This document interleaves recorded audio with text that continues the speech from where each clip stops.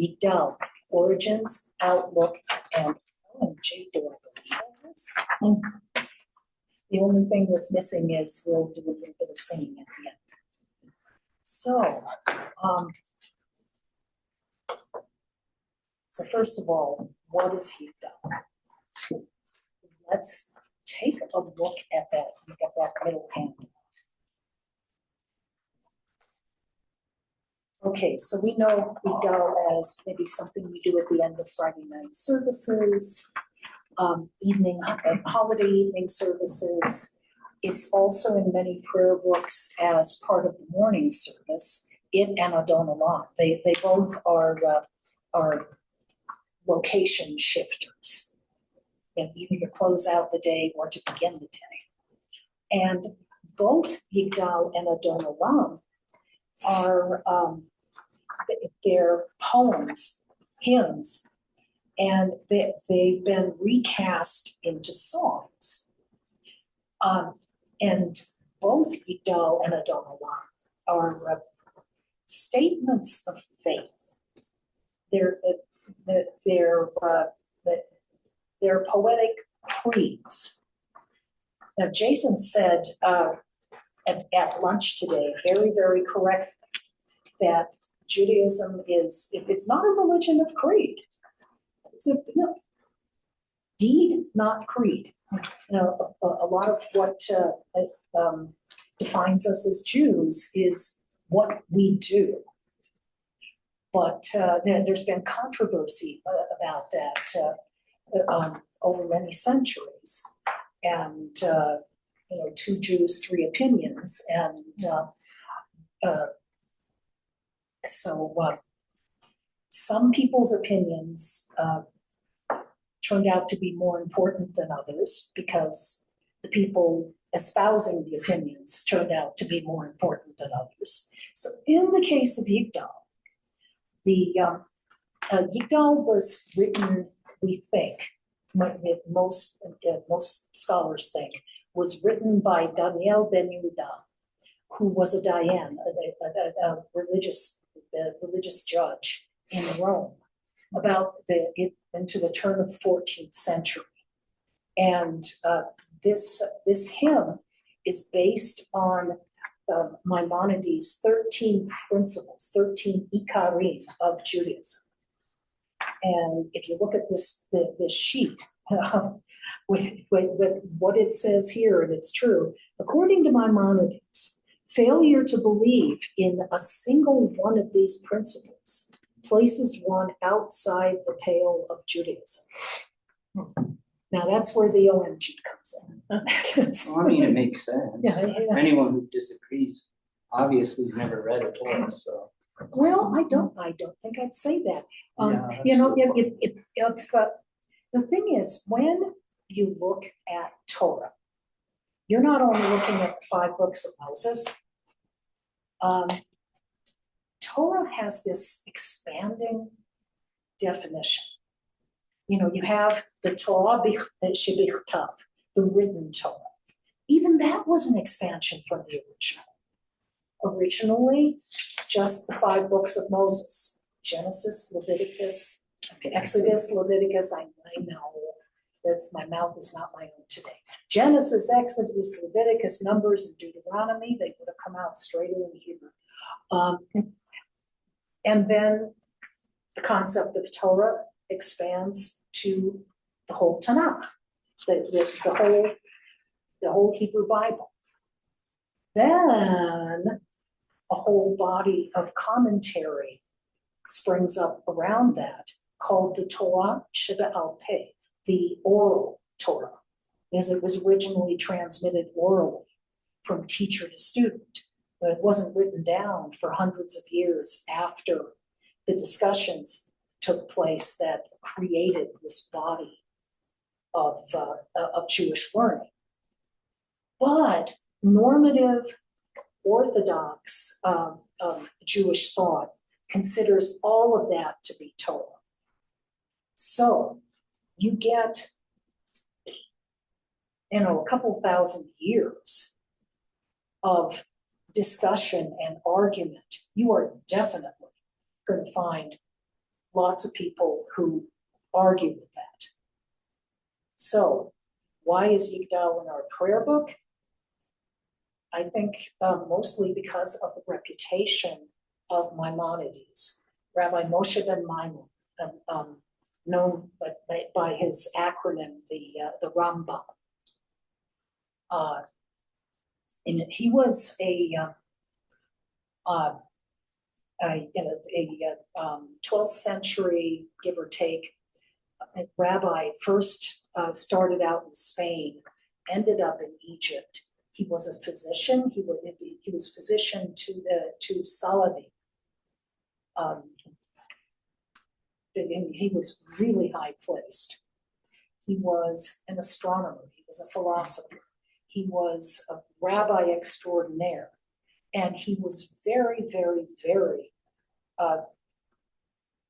interested in systematic philosophic thinking. He wasn't loosey-goosey. He didn't engage in flights of fantasy.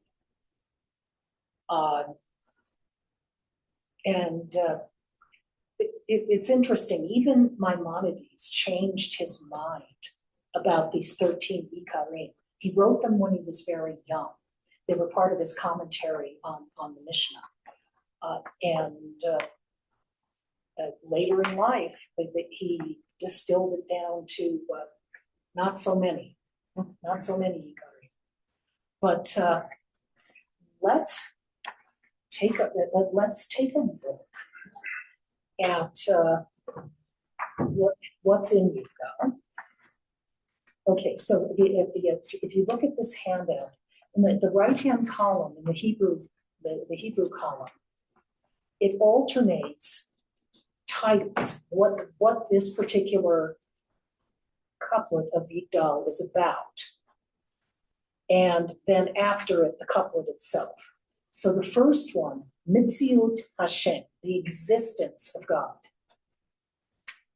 Yigdal Elohim Chai v'Yishtabach Nitzah ve'et el Mitziuto. Exalted is the living God, and praised he exists, and his existence transcends time. The second one, Achdut Hashem, from the number Echad, one. God is one. Echad, ve'en yachid ki yichudo, ne'lam ve'gam ein sof le'achduto. He is one, and there is no unity like his. He is invisible. His unity is infinite. Where do you think Rambam got that idea? From the Shema. From the Shema, you betcha. Where else do you think? 164. Yes, that would be the Shema. Yeah. Yes.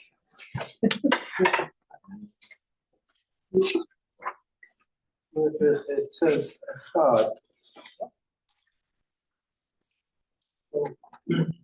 Another way to understand this is to say, not just he is one, but he is alone. Mm-hmm. Yeah, in modern Hebrew, and also you find it in classical Hebrew, the word alone, the God, rather than echad. But so what's the difference? What's the difference between echad and between one and alone? Well, understanding the author, Maimonides. Maimonides said that if a Jew was traveling and couldn't find a synagogue, there was a church or a mosque, the Jew would be better off going to a mosque than a church, because at least the Islam, it was very clear that it was God singular. At the time of Maimonides' life, a lot of the discussion was going on among Christians and Jews was this sort of Trinitarian nature, which Maimonides himself considered to be paganistic. He was very antagonistic to Christianity because of that, at least at one point of his life. And so she said this was conceptualized in the earlier part of his life. I would think that connotation of alone as opposed to just one might be another way to emphasize the thought that Maimonides had at that time. Right. I mean, I would also see this line as coming from the Ten Commandments, from the Anochi Adonai Elohecha, Lo Yeh Lecha Elohim Achirim. There will be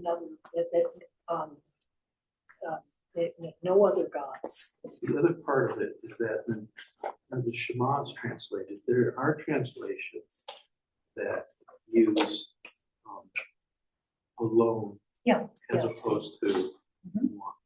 Now, there were other Jewish scholars at that time who disagreed with Maimonides' assessment of Christianity. But I think in considering his composition, we need to know where his bias was. Yeah, and I think that's very, very, very true. I mean, because Maimonides traveled in circles where the golden age of Jewry in Spain was really starting to flower under Muslim domination in Spain, and Maimonides obviously was Saladin's doctor. He had very close contact with that community, and I could see there being an influence there. I wanted to draw a distinction between unity and alone, because in paganism, obviously, different gods represent different forces of nature, whereas Judaism has one God that represents everything. By saying that he's a unity, it's saying that he all encompasses everything, that there's nothing outside his control, nothing outside his grasp. He is the one complete source that exists. It's like he controls the whole universe in the way that, we have a dream in our head. He sustains it all. He is everything. He is the unity. He's not alone. So it's showing how big and how he encompasses everything versus how he's just alone. Whereas even like Kabbalistic thought, they have like the 10 Sefirot, which is probably even more extreme than the Trinity when you read that. So I was like, so going back to the source material that's based on the Torah and moral law, I think is important so you don't get caught up in all the other mystical and other bizarre teachings that you find trying to infiltrate Judaism. Right. You can also use one of our received traditions, the tradition of Torah trope, the way we chant the verses of the Torah. The Shema is a verse from the Torah.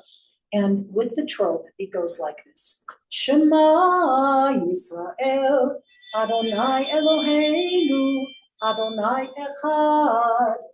Hear, Jewish people, the Lord our God, the Lord is one, or the Lord is our God, the Lord is one, or the Lord is our God, the Lord alone.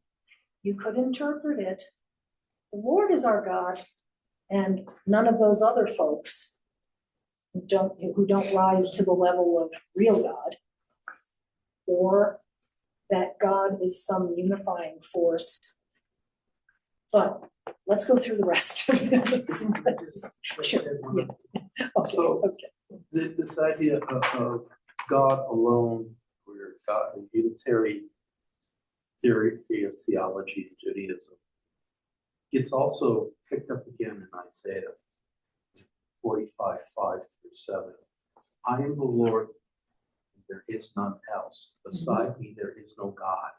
I have girded thee, that thou hast not known me, that thou may know me from the rising of the sun and from the west, that there is none beside me.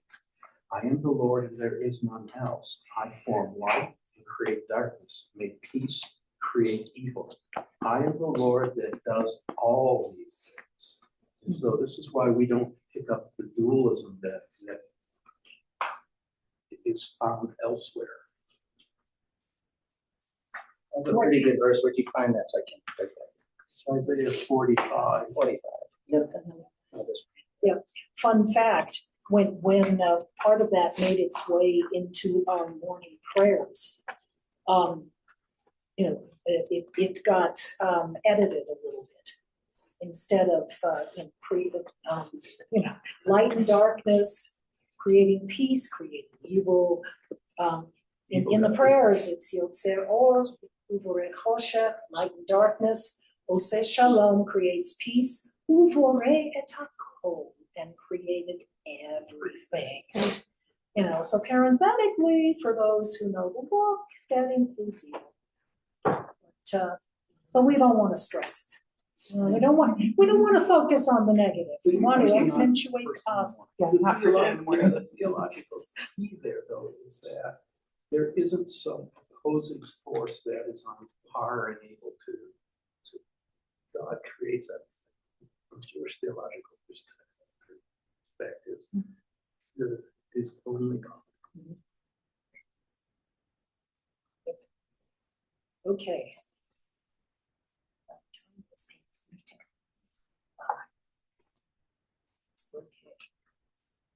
All right. So, going on from there. She'eno guf. God is incorporeal. God has no body. Ein lo demut haguf, ve'eno guf. Lo na'aroch elav kedushato. He is unlike the corporeal, or even the non-corporeal. How about that? His holiness is beyond comparison. Discuss. Does God have a body? What is the difference between incorporeal and non-corporeal? I was reading something, I think it was a page from the Yeshiva at Har Etzion, where something made the claim that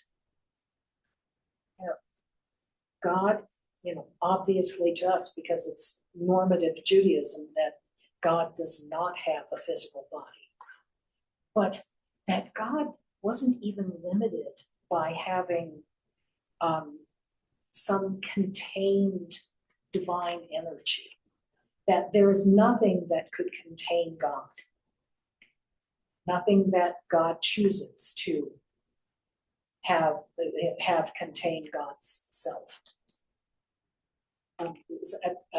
That's one way of differentiating incorporeal, and the non-corporeal would have been like the energy.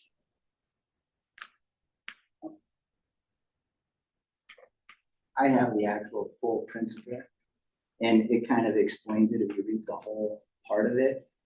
I think it kind of clarifies and builds on what you said.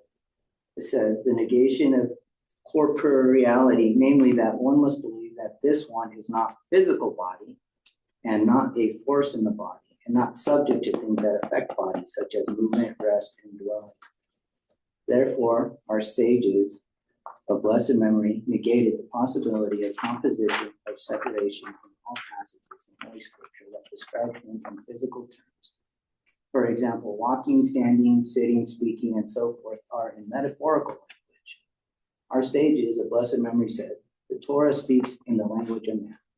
This third principle is taught in the phrase, for you saw no manner of form on that day when the Lord spoke to you.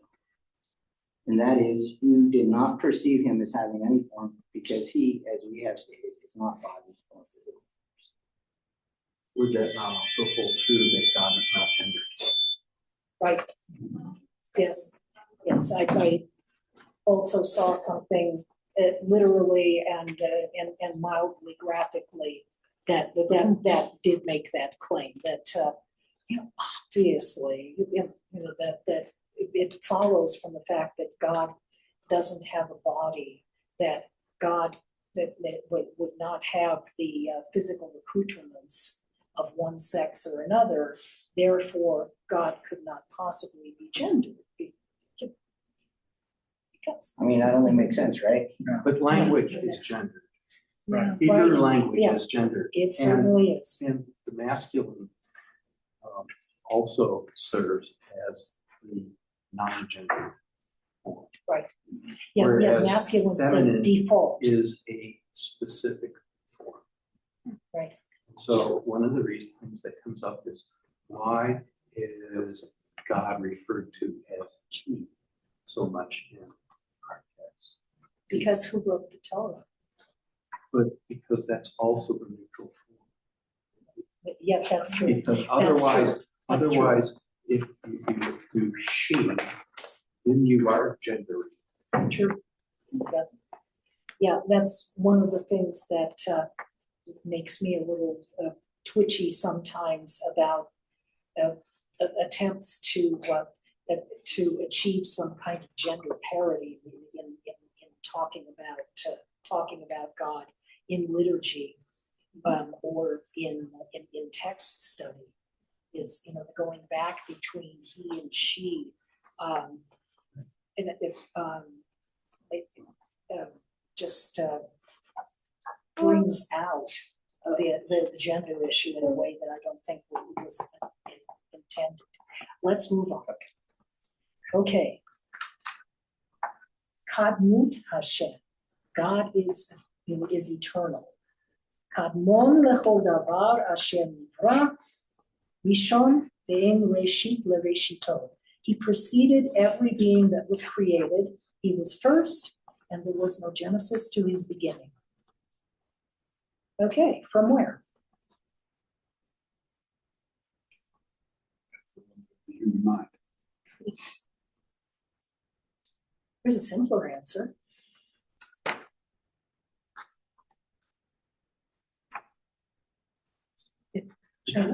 Well, I think- Generally, you're gonna I say- Where I go to with this is if he has no beginning, then he has no end, and that also speaks to the all-encompassing nature of God. Mhm. But as far as what you're going for, I'm not sure. I am sometimes a simple person of simple mind, and I love to chant Torah, and so Torah pops up in my head. This time, Bereshit bara Elohim et hashamayim ve'et haaretz. In the beginning, God created the heaven and earth. So God was there already. God was there before the known universe and the unknown universe. Many times that happens. Right, yes, that's right. Because another That's right. translation is the beginning of a beginning. Yeah. So Right, which beginning Yeah. was this? yes, because it says the reshit, not ba reshit. Yeah, the difference is the reshit can be read as in a beginning. And when you say ba, ba equals the Hebrew word bet, which can mean in, it can mean a lot of different things. But that is plus the word ha, which means the. So the plus ha, we smooth it out and make it ba, reshit. So if there was only one, you might think that we would say ba reshit. But we didn't. Therefore, we get more to talk about. From the very beginning. First word. From a very beginning. Yeah. Okay. Going on, number 5. Sherako Torah Uila Avod. That only he is worthy. Only God is worthy of being worshipped.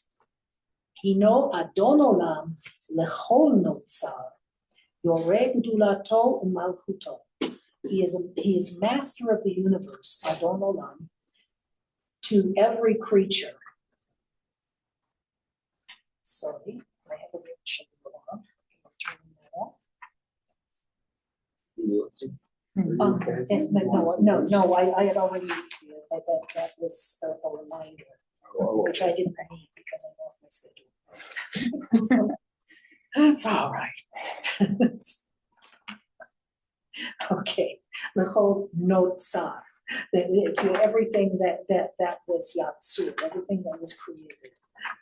Yoreh gedulato, that everybody shows his greatness, umalchuto, and his majesty. That I think is a Ten Commandments thing again.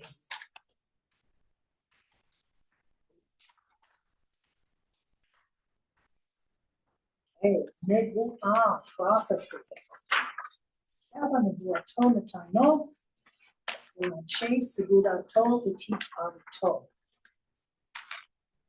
The fullness of his prophecy he bestowed on those he treasured, and in whom he gloried. There is a second way of reading this. Shefa nevuato netano el.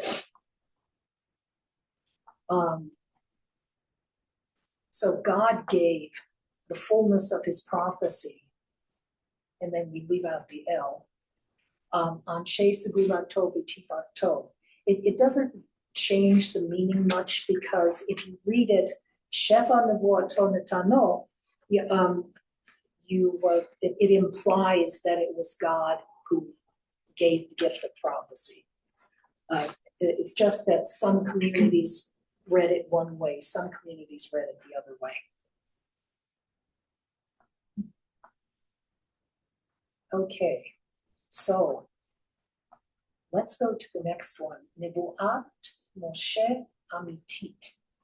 The prophecy of Moshe is true prophecy. Translated here, Moses was the greatest of all prophets.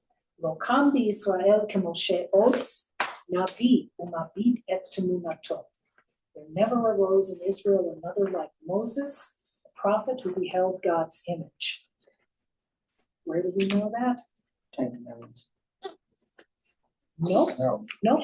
10 Commandments were, but Moshe was there, but he wasn't in the 10 Or Commandments. Numbers 12, when he addresses Aaron and Miriam, that he speaks directly to God.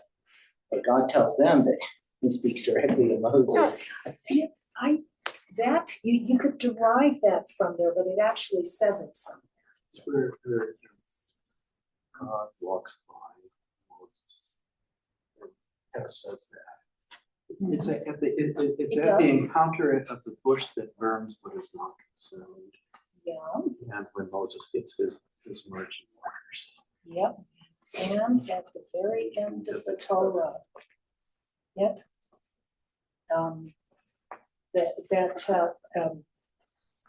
It says when Moshe dies and is buried in a place unknown, that there never arose another prophet like Moshe.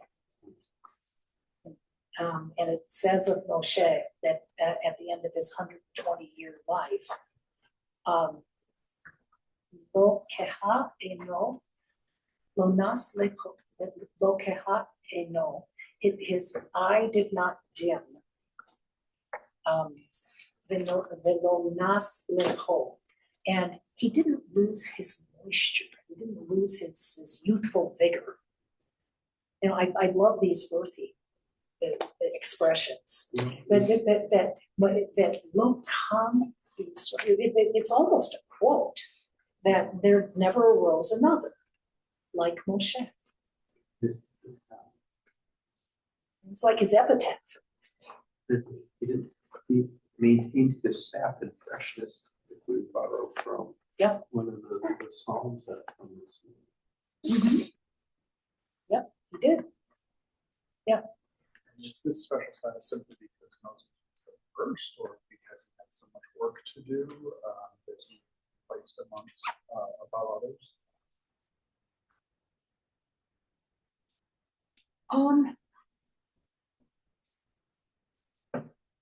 I think Moshe was a very special person with a very tough job. I don't think it mattered that he was first. Often in Torah, the folks who come first, like all of those older brothers, are not the folks who end up, carrying on legacies and moving things forward. Like we have Jacob over Esau. we have Moshe over Aharon.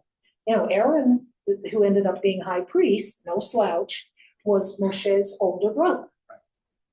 And, you know, that happens again and again. The point being that it's your actions, it's who you are and what you do with who you are that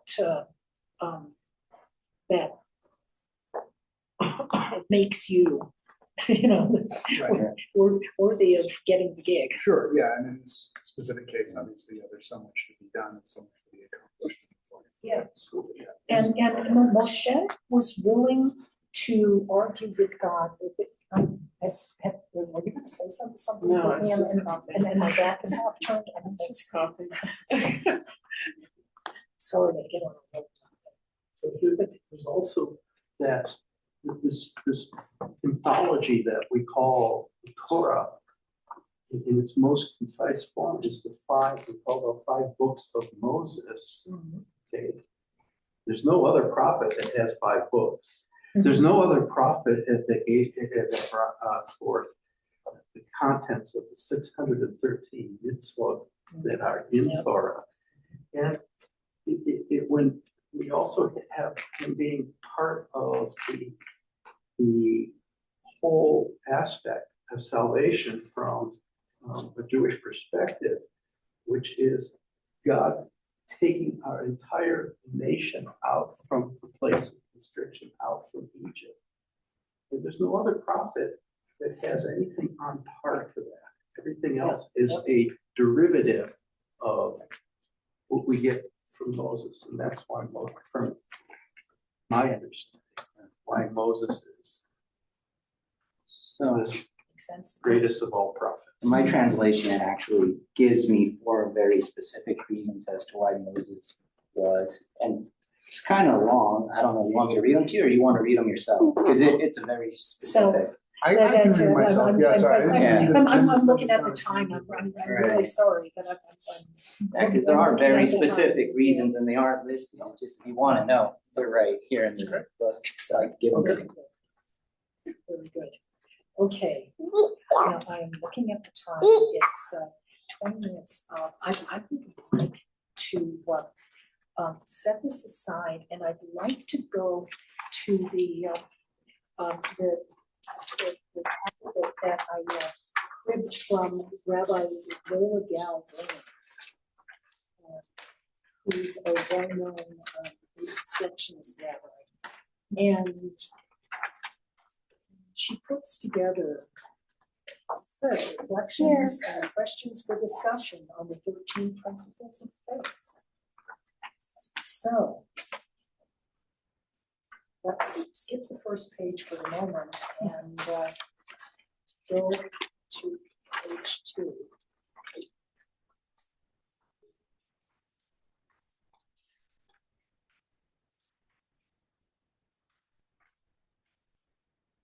And let's take a look at number 3. God is incorporeal. I find this whole body or no body of God thing rather fascinating. Could somebody volunteer to read the 4 lines in the bold at the bottom of the page? Unlike Christians, Jews do not believe that God has ever become incarnate. Reconstructionist Jews believe in a God who may manifest transnaturally rather than supernaturally. In a transnatural sense, how is God incorporated in the world? What is transnatural? God, to my understanding, Reconstructionist Jews believe that God, that we can know God only by God's actions in the world.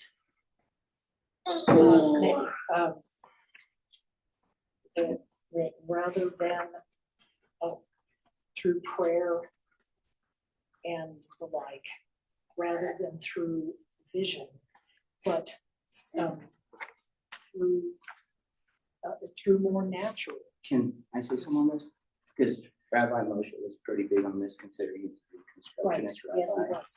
Yes, he is. So he always would say things like, create your own Torah, believe in a God of your own understanding. What he was saying is that the belief in God doesn't come from Torah or anything else. It comes from you as an individual to create what you want to believe. And it comes from the people. So the Jewish people can kind of create their own view of who God is, and that also encompasses their belief system Yeah, and values. I don't think that's quite where we are. It's certainly, it's relevant, over the course of Yigdal. I'm not sure right here. So I just did a search, and it's beyond or above nature, often used to describe something spiritual or supernatural. And Which doesn't make sense with them. Why would that be So- differentiated from supernaturally? I mean, I wonder if there's a specific Reconstructionist understanding I think of the term. we're in there. I think there I is. think that we should probably leave it alone unless we have one here to explain it to us, because they have special explanations for words we think That's a we know what they mean. possibility. They have their own meaning for them. Well, Kaplan, who's the founder of Reconstruction, referred to God being a God as a process, Yeah, as interacting Yep. with human history. At the time, almost was at where humanistic Judaism is now, and then it has pulled back more into the theological, and Reconstructionism has persisted. and they relabeled their movement Reconstruction in Judaism to reflect that. Let's take a look at first number 5. Number 5, only God is to be worshipped. Somebody like to use the bold print underneath that. This principle of faith refers to our prayer We'll lives. get you next. Sorry. As Reconstructionists, what is the nature of our prayer? Why do we pray? To whom do we pray? What is the purpose of our prayers? Are we actually praying? That is, worshiping to God. Well, that's a lot of questions rolled up into one. Yeah. So even though it says as Reconstructionists, you can ignore that. Please ignore that. Don't try to put yourself in somebody else's head. Ask the same question to us as Jews. What is the nature of our prayer? Why do we pray? To whom do we pray? What is the purpose of our prayers? Are we actually praying to God? Or as Adina, or Jason, or Courtney, or Elias, or Glenn.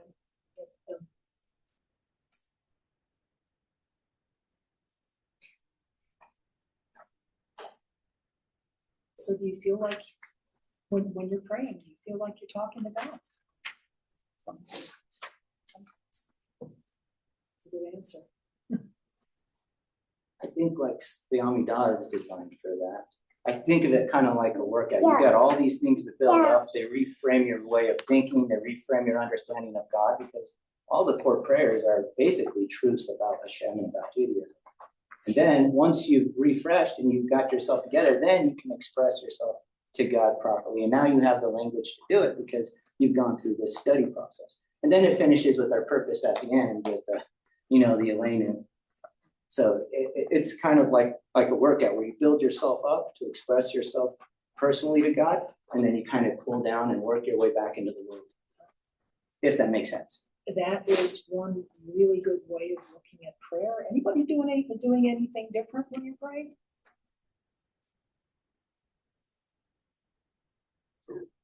Talking to Shapiro. you know the old joke that Resnick and Shapiro both go to shul regularly. Neither one of them is especially. One of them is a little more religious than the other one.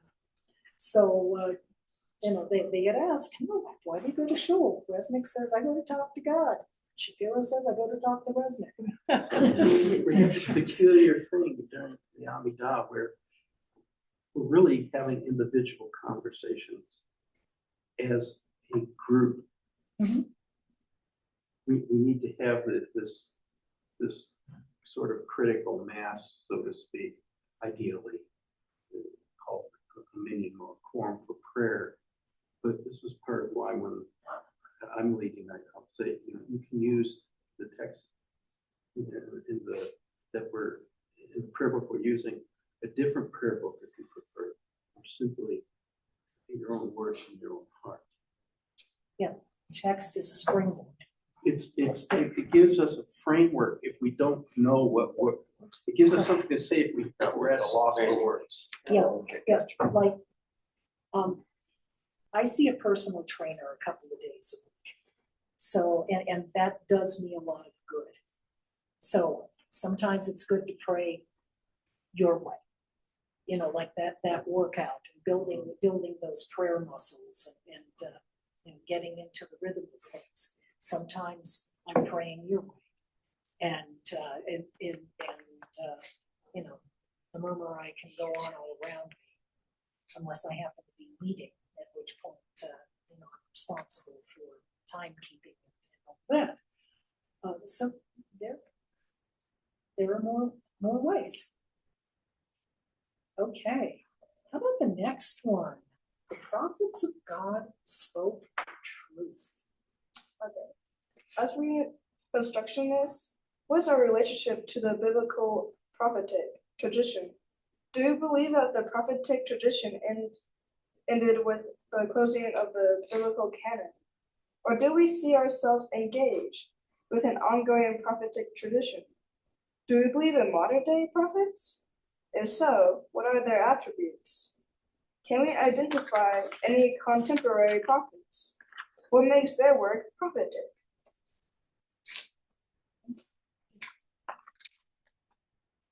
We haven't met any prophets recently. Occasionally in the streets of New York, people who claim to be prophets. It's true. I mean, our tradition says that the age of prophecy has closed. Technically, we're not supposed to be. That prophet that you see on the street is not supposed to be for real. If you believe in the traditional way. So, question. Have you ever had an encounter on the street where you thought somebody actually had something going with what he was saying? No, you should disabuse Okay. Spoken like a New Yorker, you disabuse them. But yeah, it's difficult because there's so many our patients who have done inspiring and meaningful things. You can look to the formation of the reestablishment of an independent Jewish state. Some people say it's prophetic, others would say the civil rights movement. Martin Luther King Jr. was prophetic, but he was echoing the prophets. I think of out of, I believe, Turkey out where it says, "Leave it to the people. If they are not the prophets, they are the children of the prophets." So does a prophet have to be a prophet to be a prophet? Is my response to this is that when we hear people who are living in a way and speaking in a way and demonstrating a prophetic tradition, do we have to argue over whether or not they themselves are a prophet, or do we need to listen to the message, even if they aren't written on subway walls?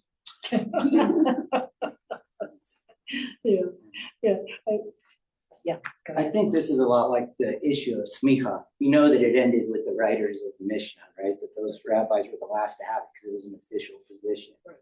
But yeah, rabbis today still have their own form because they still need people to make decisions in regard to halakha. And that was a process. And so I think ebbed and flowed over time. I think there's no official prophets because there's no Israel, there's no theocracy. But there's still prophetic speaking. You still need people to say, "Hey, man, you're doing the wrong thing. You need to repent. You need to turn back to Torah." those are prophetic types of teachings that people are still able and willing to give and should give when possible. Right, so it's, yeah, My question, what is a prophet? right. Yeah, Tied in with what you just said. yep, someone who delivers a message, often, almost always, I think, a challenging message, a message with a challenge in it, to change behavior, to make a choice between making things better and making things worse. Wait, this is. But that, Okay, that focuses on the moral as opposed to God. You can wait, somebody not believe in God at all and still have very much an important moral message that the prophet. yeah, so I guess the way I look at it is there are capital P prophets and there are lowercase p prophets. That the capital P prophets are the ones we read about in the Tanakh, in the Bible. And supposedly that age has passed. But I think the kinds of messages the prophets brought and still go on. You know, we have our Martin Luther Kings, and I would not deny them. And I would not deny calling their messages prophetic.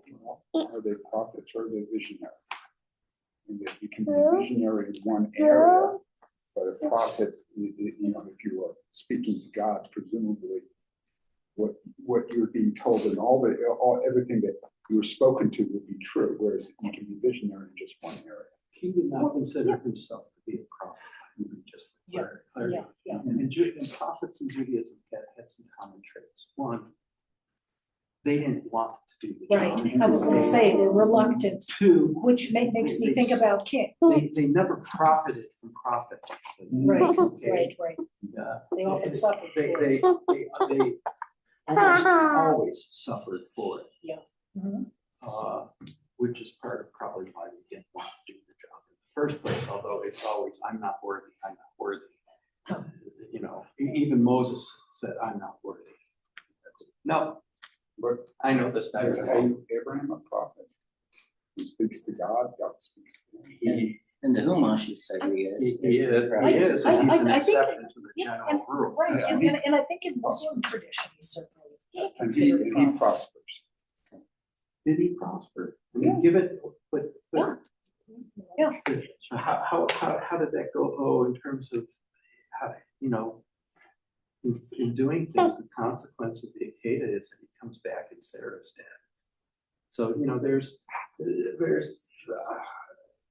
know, prospering and prospering is really, you can prosper on some levels and suffer on others. I think we have Maimonides, he actually detailed all these for us. Right. Yeah, It's, This is because people have these questions and they need these answers or they get sucked into who knows what kind of movements. And that's why he basically outlined it for us to make it easy. okay, so, it is 5 minutes to 6. Five, whatever time zone. So it is 5 minutes to 5. Still 5 minutes left. I would love to turn a little bit to the musical end of Yigdal. We can use the Safaria sheet that.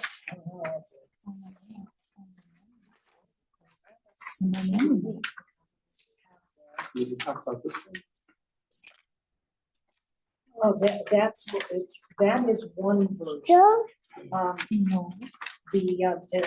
The normative Yigdal, it is on the first 2 pages. The front back of the first sheet. So if you can skip the things without the vowels.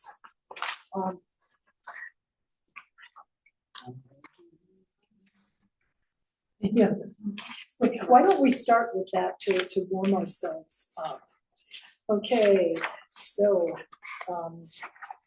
Yigdal Elohim Chai Ve'yishtabach Nimtza B'einei El Metziuto Echad V'ein Yachid Ke'yichudo Ne'lam V'gam Ein Sof Ve'achduto Ein Lo Demutagut Ve'eino Gut Lo Naro Chemah Kedushato Kadmon Lechol Davar Asher Nivra Rishon Reshit Lereshito. Okay, so that melody is probably the best known, certainly among Ashkenazi congregations, but many Sephardim know it also. It's called the Leonit, from Meyer Leon. And that tune made it into union hymnals for First and Beyond. And it got translated into English and became a popular, I think, an Anglican hymn. The God of Abraham praise. The God of Abraham praise. I don't have the full text, but the on the third page, the text that we have labeled as rhyming translation by Alice Lucas is meant to be read in English. It continues on to the fourth page. And it was meant to go with the Leone tune. Let's give it a try. The living God, we praise, exalt, adore. He was, He is, He will be evermore.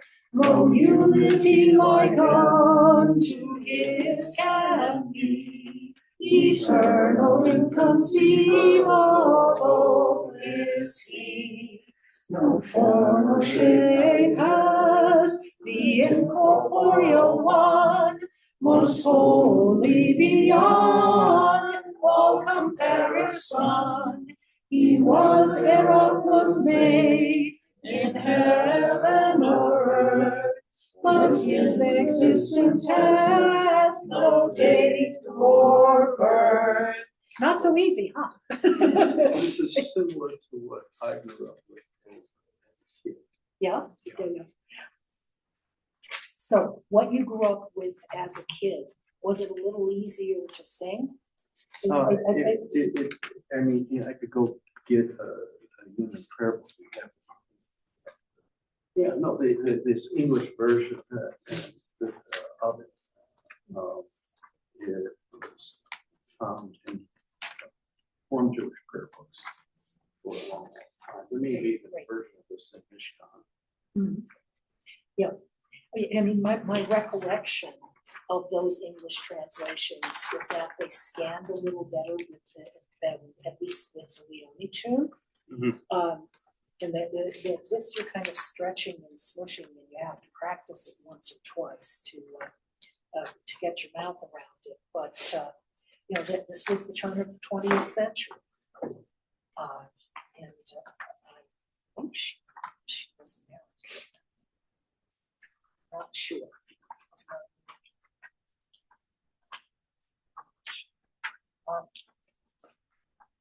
So, other melodies for Yigdal.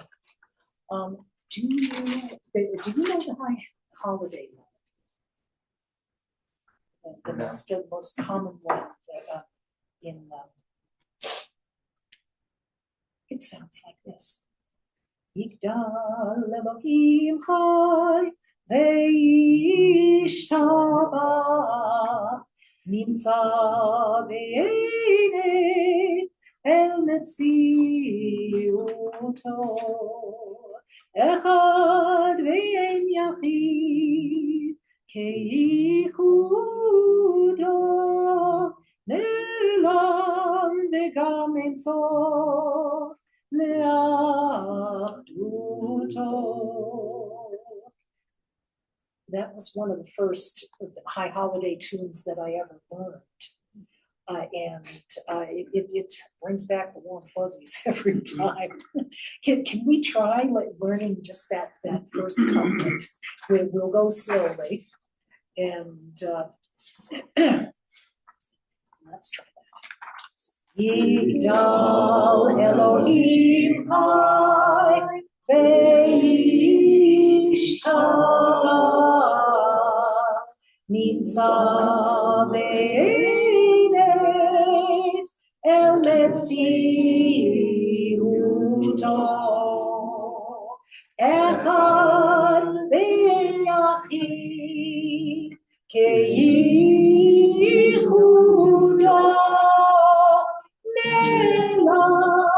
וגם אין סוף לאחדותו. One more verse. אין לו דמות הגוף ואינו גוף לא נערוך אליו קדושתו.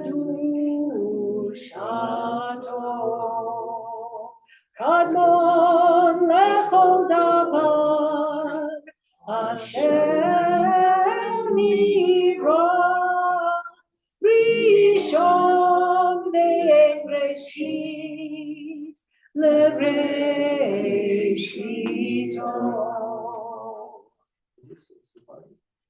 No. I learned it from an Ashkenazi teacher. The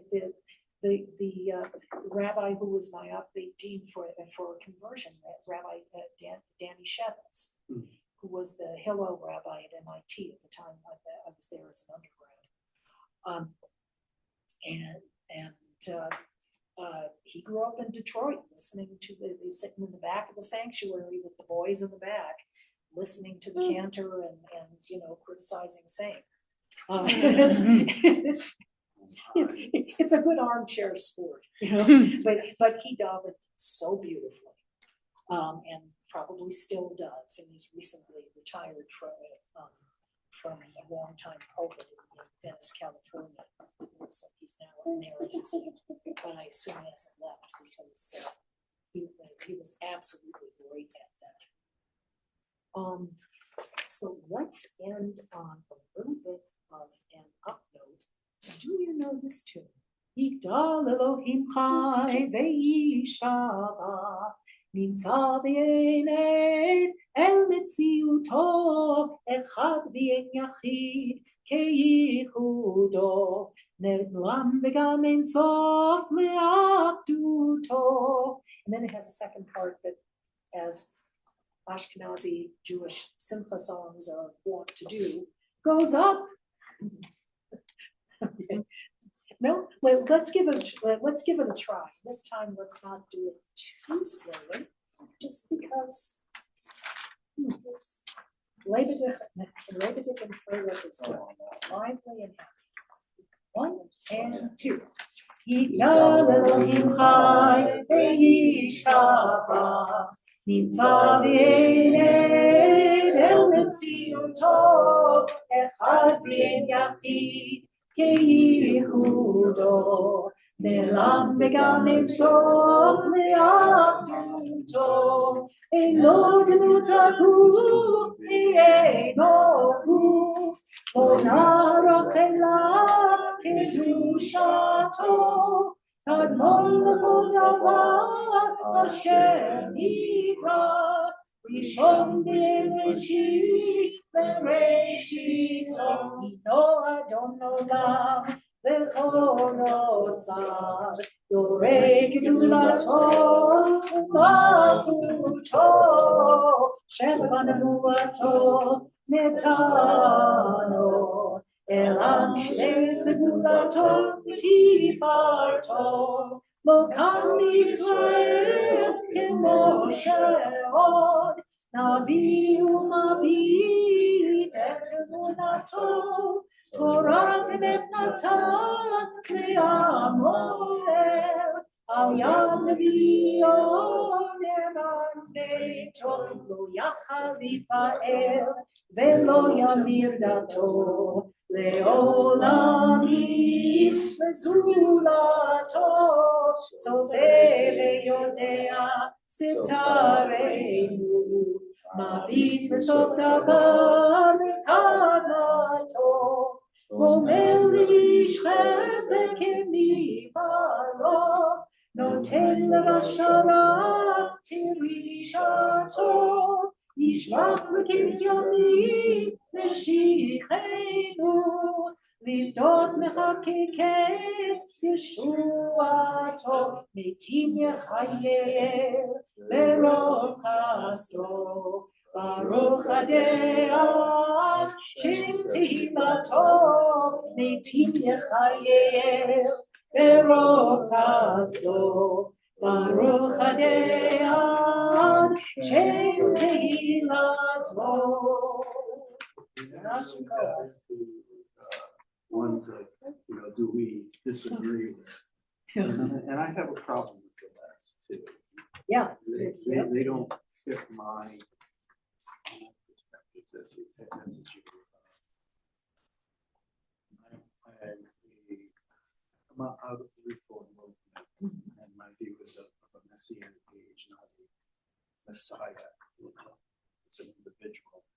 And I'm not at all convinced about beyond this life. For those who embrace it, I don't go around generally trying to deny or dissuade. But in terms of personal feelings, is that we get one shot at this, and we have to make the best of it. Think about the song that Yeah. So, that's what my bias is. So, a lot of times when this is sung, unless I'm asked to lead it, I don't sing the last two phrases because they're in my orbit and actually with Chabad and Orthodoxy was that, if you can't say a prayer with sincerity, you're better off not doing it. And they'll even go as far as take a pencil and put a line through the Siddur, so as not to accidentally say something that they truly aren't intended. Because Kavanah is so important. Right. And I think that's what I was going to ask, which is you mentioned that as you grew older, he changed his mind about some of these, and I was wondering.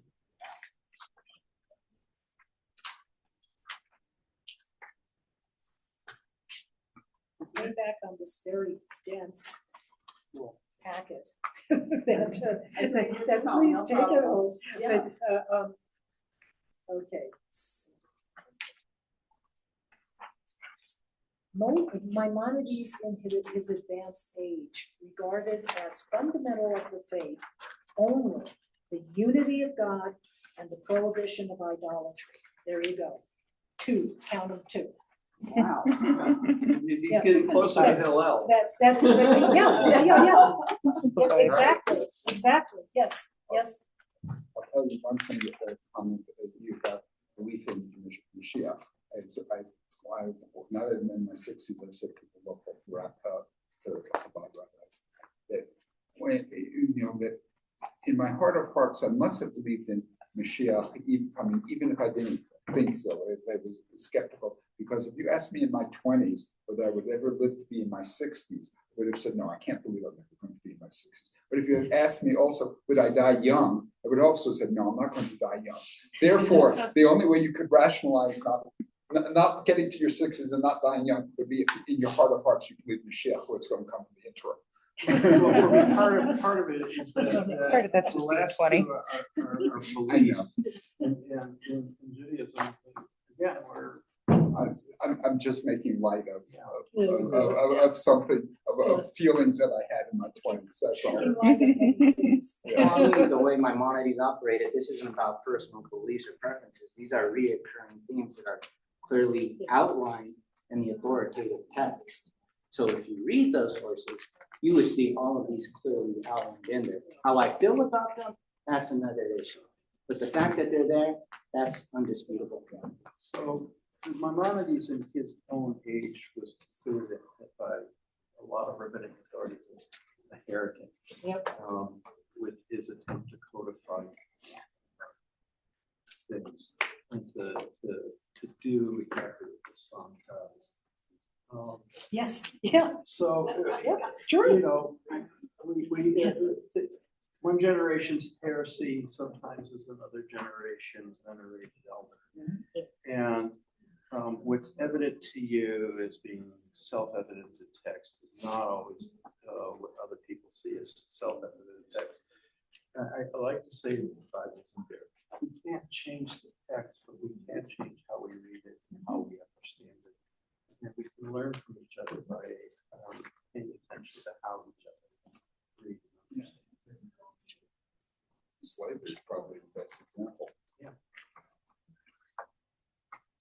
Right, well done. Thank you. I deserve a meal. At least a nosh, which there is over there. Are we on Zoom here? Oh, that's Yeah, all. I think I'm zooming for the meal.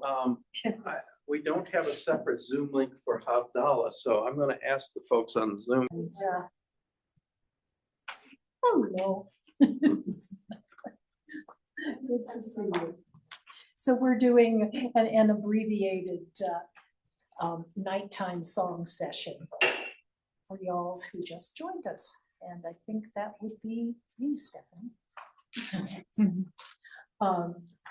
Another time we'll do the full 9 yards when we have a few more children. So the song number 5 at the top of the second page, the Angel's Song, B'Shem Hashem, a tradition for those who either believe in angels or are willing to suspend disbelief for a while. We're surrounded by angels, by their protection. Angels have many ways, so many ways, 4 faces. Angels are really freaky-looking creatures, but in this situation, very gentle. This is a melody by Reb Shlomo Carlebach of his memory, and it goes like this: B'Shem Hashem Elohei Yisrael Mimini Michael Umismoli Gabriel Umilfanai Uriel Umeachorai Raphael Ve'al Roshi Shechinah.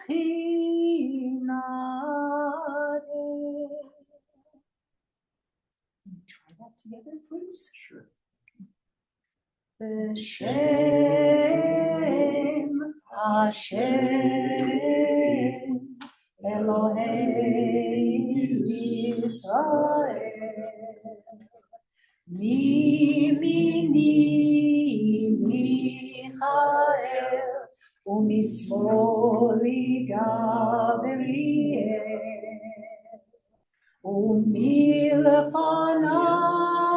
Uriel Umeachorai Raphael Ve'al Roshi Shechinah.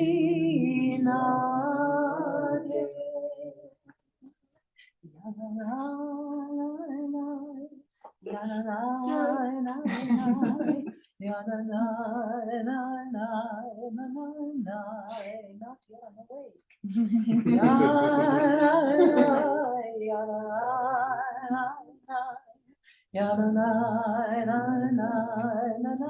I'm not tired.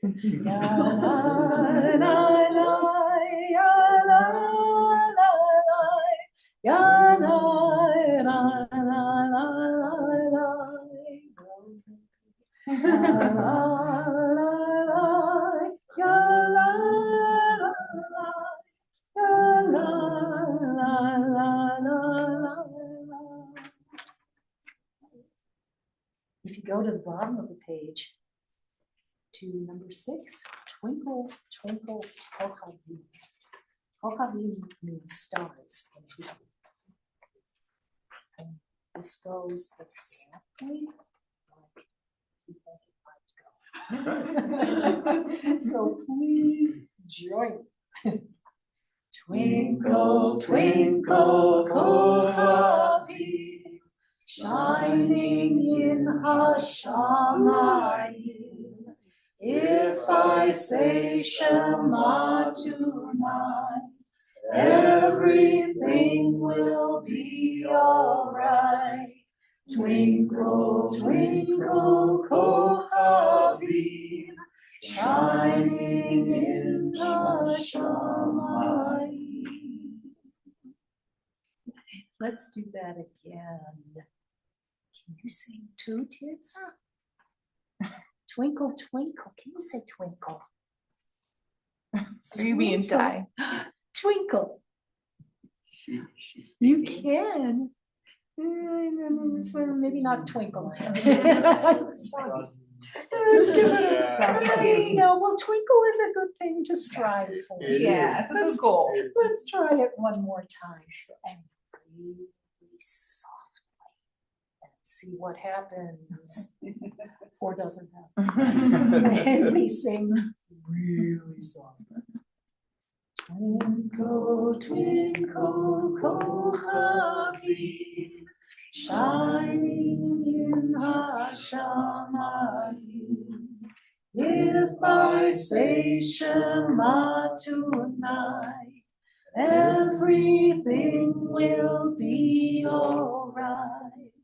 Twinkle, twinkle, kochavim, shining in Hashamayim.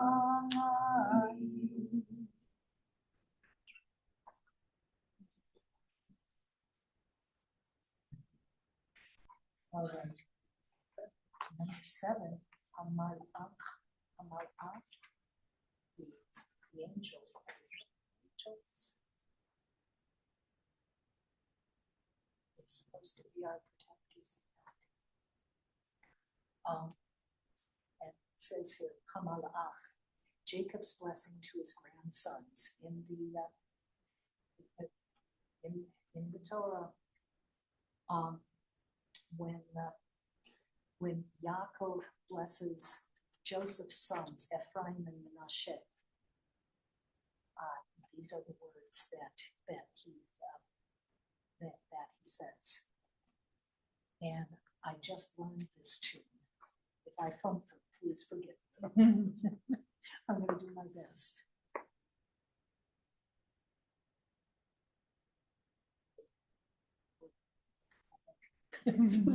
We'll see where this goes. If I blow up in midstream, I'll try it again another time. But it's a lovely tune.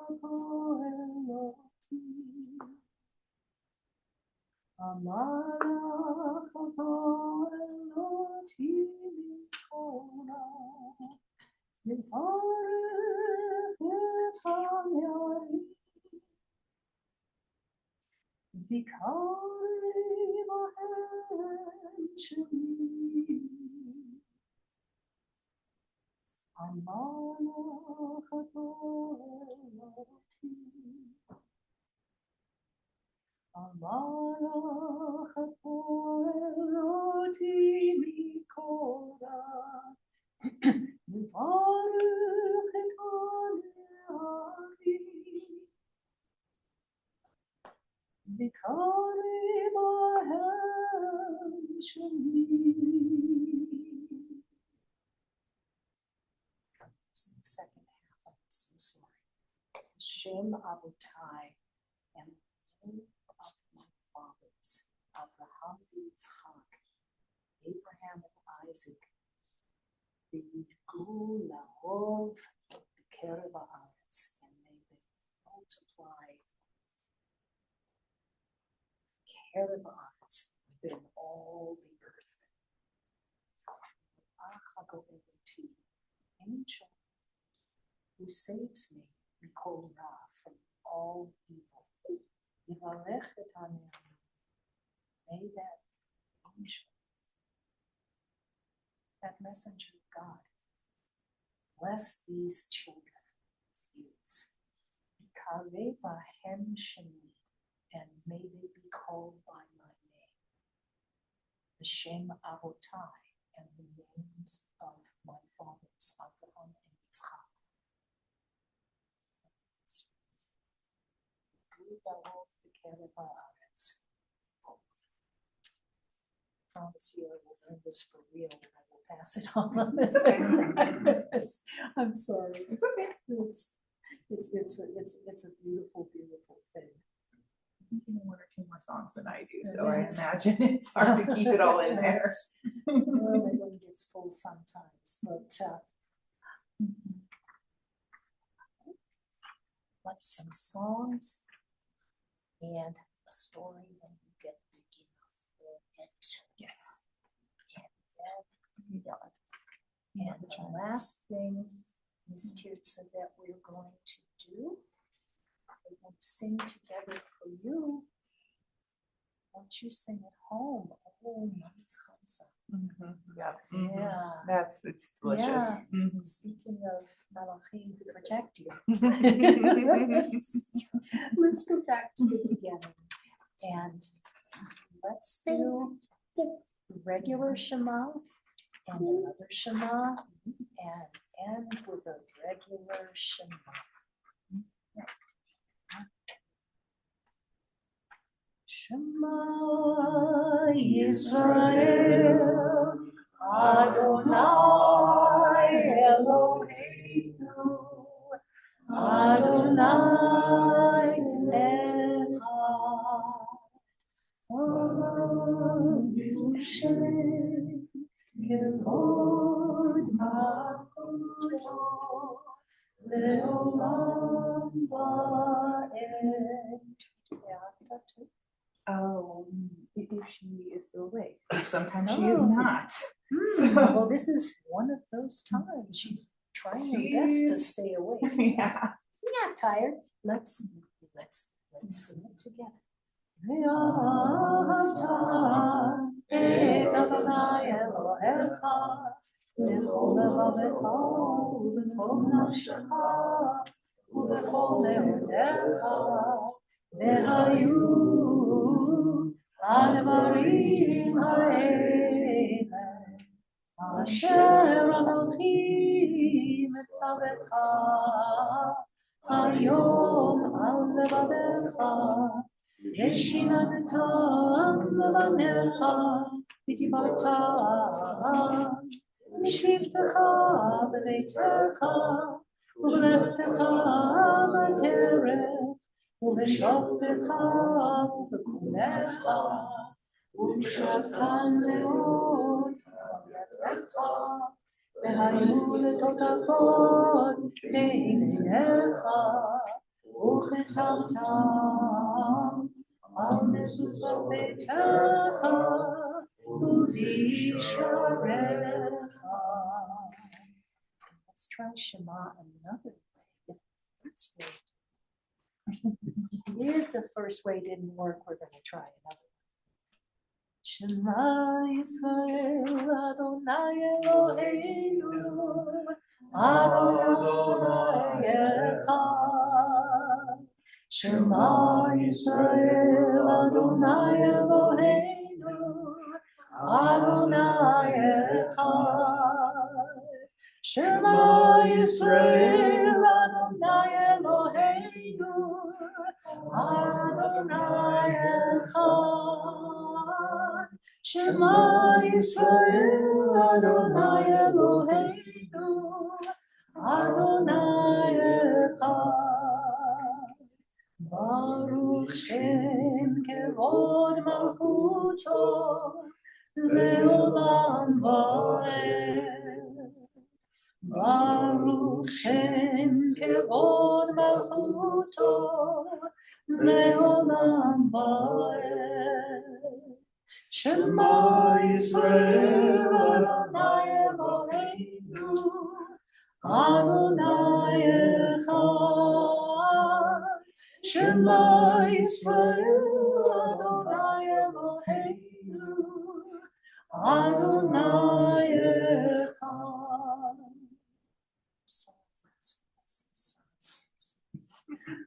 But not quite. One last Shema. Shema Yisrael Adonai Eloheinu Adonai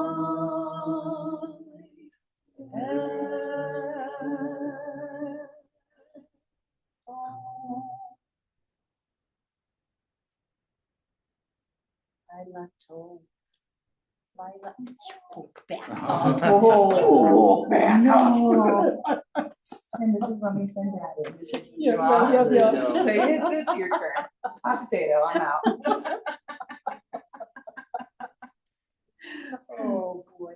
Thank you for staying for our serenade. Yeah. Yeah. Thank you, Tirza. Singing for Tirza. Say thank you. Why don't you ever sing Jesus like Because I'm always staying up later than you. That's why. Just a question. Yes. No, it's true. I saved some of the. Well, that is all she wrote. Thank Shavua you. tov, a good week to everybody. And I wish